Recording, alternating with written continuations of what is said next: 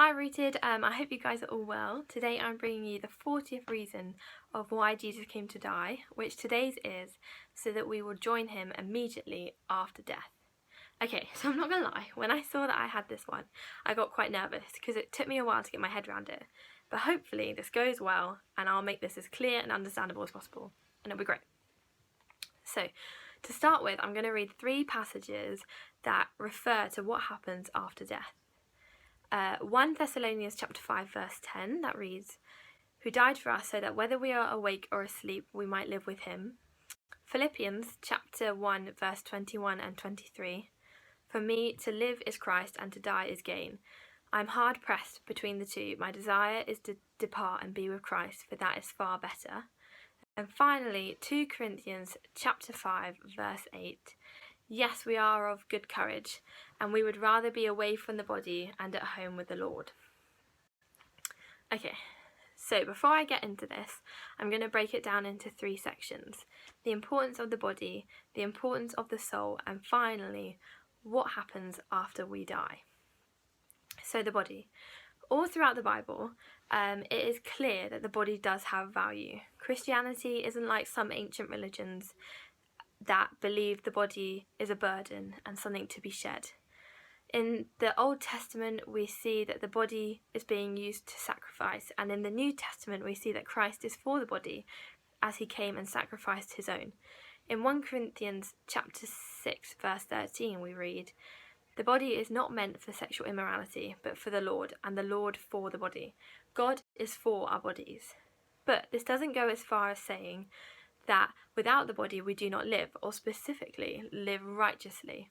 The Bible teaches of the soul. Christ died to join our souls to himself, so that even without the body we are with him. As Christians, we believe in consciousness, that we think and feel individually, and it's that is our souls, and it is that part of us that is in an intimate, loving relationship with God, hence the importance of the soul. So, what happens when we die? What happens to these 2 important things? The Bible teaches about Jesus' second coming, the time when he will come again for the final judgment. Now, as followers of God, on that day we will see everything being made anew and wholly perfect. We will be resurrected as the citizens of the new heaven and earth. And I know that I'm referring to a lot of big things here, so please feel free to ask questions about what I'm talking about, because once you get your head around it, it is amazing to know that our God is the God that can do all of this. But let me get back to what's happening if we die before Jesus returns. So, the Bible talks of a sort of in-between time when our souls are in heaven and our bodies are in the grave. Yes, this is not the final glory because Jesus has not come back, but death for a Christian means coming home to Christ. And as Paul says in Philippians chapter 1 verse 23, "My desire is to depart and be with Christ, for that is far better." We will be with Christ, which is far more intimate than we are now. In 2 Corinthians chapter 5 verse 8, it says, "We would rather be away from the body and at home with the Lord."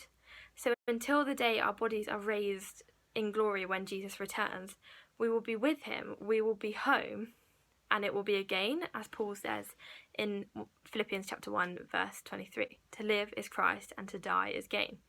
And this is why it's one of the greatest reasons that Christ came to die.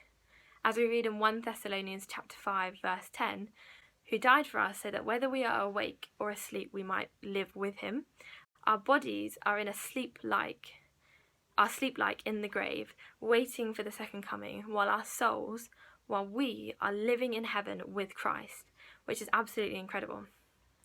So yeah, this is really big stuff I'm talking about here, and it did take me a long time to get my head around it. But the really important part that I want you to take away is perfectly summed up in Luke's account of Jesus' life.